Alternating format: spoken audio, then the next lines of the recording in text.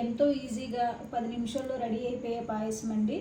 3 ingredients ఉంటే సరిపోతుంది, 10 నిమిషాల్లో రెడీ అయిపోయింది. ఇదే కొబ్బరి పాయసం.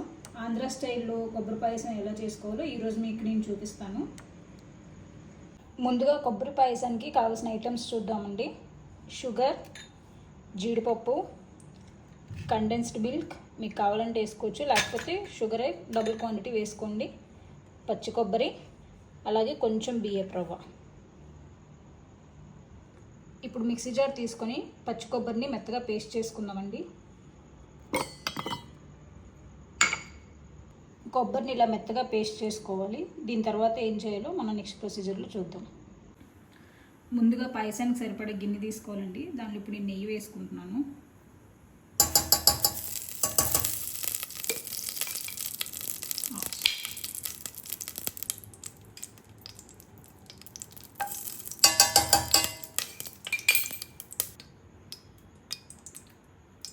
ఇప్పుడు బియ్యపు రవ్వను వేసుకున్నాం.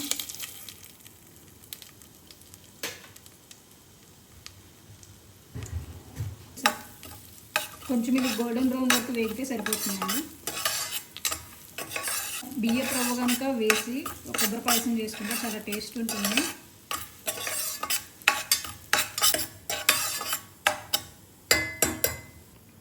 ఇప్పుడు జీడిపప్పు వేసుకున్నాం. జీడిపప్పును కూడా కొంచెం నెయ్యిలో ఫ్రై చేసుకున్నాం.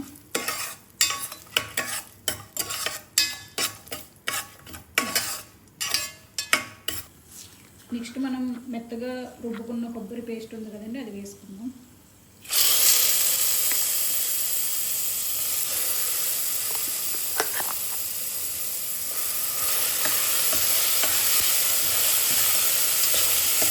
దీన్ని ఒక 2 నిమిషాలు వేసుకుందామండి. మరీ ఎక్కువసేపు వేసుకోకూడదండి, మళ్ళీ కొబ్బరి ఎండిపోయినట్టు అయిపోతుంది. ఇది ఇంకొక 30 సెకండ్లు వేగిన తర్వాత పాలు పోస్తుంది. ఇప్పుడు పాలు పోసుకుందామండి.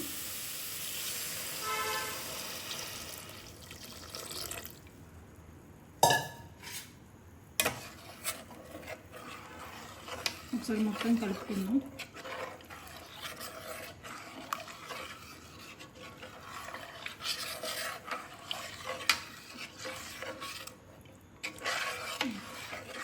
ఇప్పుడు మూత పెట్టుకుందాం. కొంచెం పాలు మరిగిన తర్వాత షుగర్ వేసుకుందాం అండి. పాలు మరిగిపోయాయండి. ఇప్పుడు చూద్దాము. సరే, పాలు ఇలా మరిగిపోయాయి.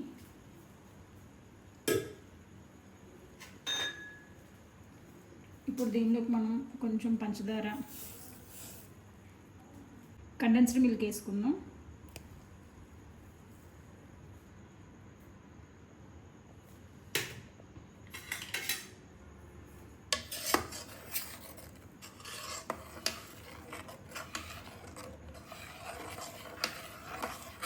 ఇలాచీ వేసుకుందామండి.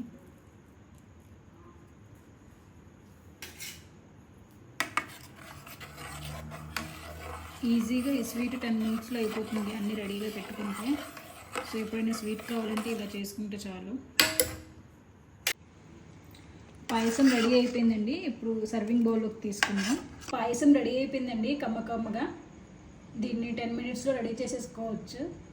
ఎప్పుడైనా స్వీట్ తినాలనిపించినా, ఇంట్లో పచ్చి కొబ్బరి ఎక్కువ ఉన్నా ఇలా 10 మినిట్స్లో చేసుకుంటే చాలా బాగుంటుంది. ఇంట్లో వాళ్ళందరూ ఇష్టంగా తింటారు.